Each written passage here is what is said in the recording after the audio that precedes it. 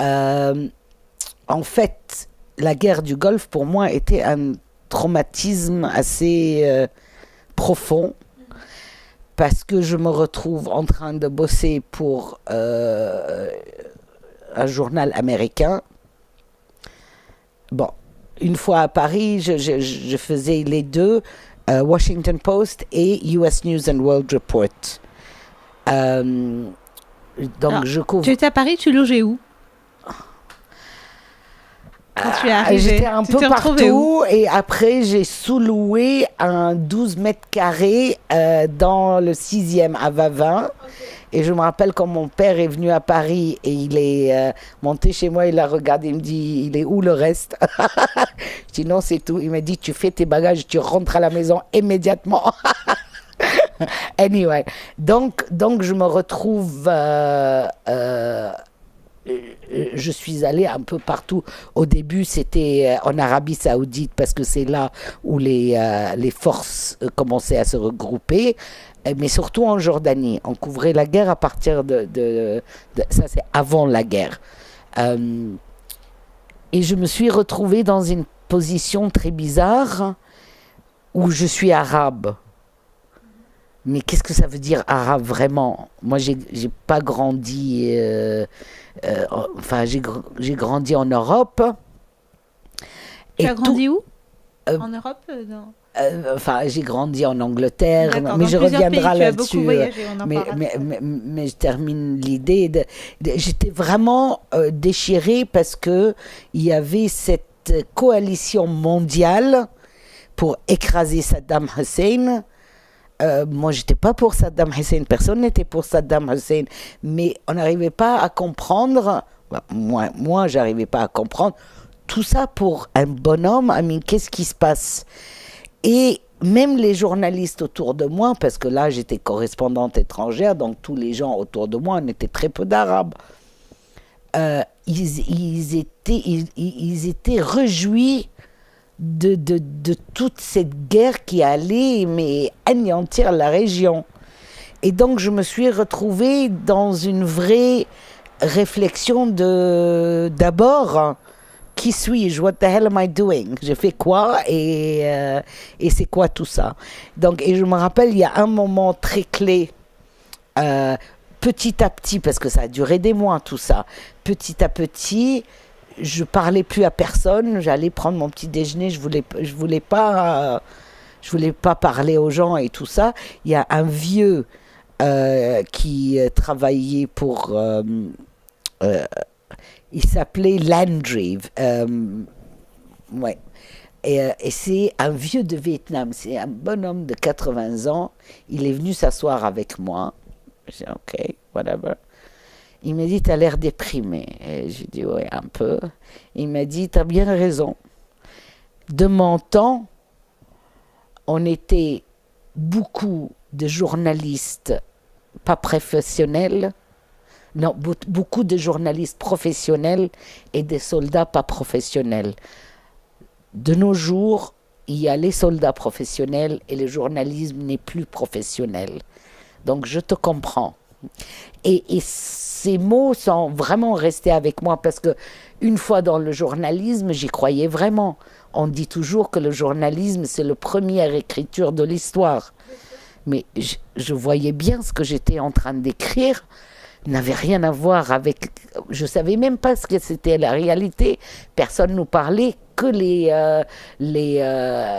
il s'appelait Norman Schwarzkopf, qui était le chef de l'armée américain. Il venait nous donner une conférence de presse et il fallait qu'on écrit... Vous donnez les infos prêtes à penser. Bah c'est tout, puis, c'est tout. Donc c'était vraiment un moment très dur. La guerre se termine et moi je décide de tout arrêter. Tout. Je voulais ni être journaliste ni être autre chose. Et j'ai passé... C'est la désillusion, quoi. Ah, complètement. Complètement. C'était... Et en même temps, je voulais pas retourner en Égypte un peu dans un moment d'échec. Donc j'ai passé un an à lire, à essayer de me construire une identité. Parce que je viens d'une famille où mon père était diplomate, Donc moi, je suis allée à plein d'écoles, on a bougé. Ma première langue parlée était le finlandais. On a vécu au Panama, je suis née au Liban, enfin, j'ai grandi en Angleterre, j'ai appris l'arabe pour la première fois, j'avais 12 ans. Enfin, on pensait être citoyen du monde. Mais au moment de la guerre du Golfe, c'était très clair qu'il n'y a plus de citoyens du monde. T'es qui, toi? Et moi, je ne savais pas qui j'étais. C'est bien sûr mon seule identité, c'était d'être égyptienne. Mais l'Égypte était le deuxième plus grand contingent dans cette guerre du Golfe. Donc qu'est-ce que ça veut dire l'Égypte d'abord?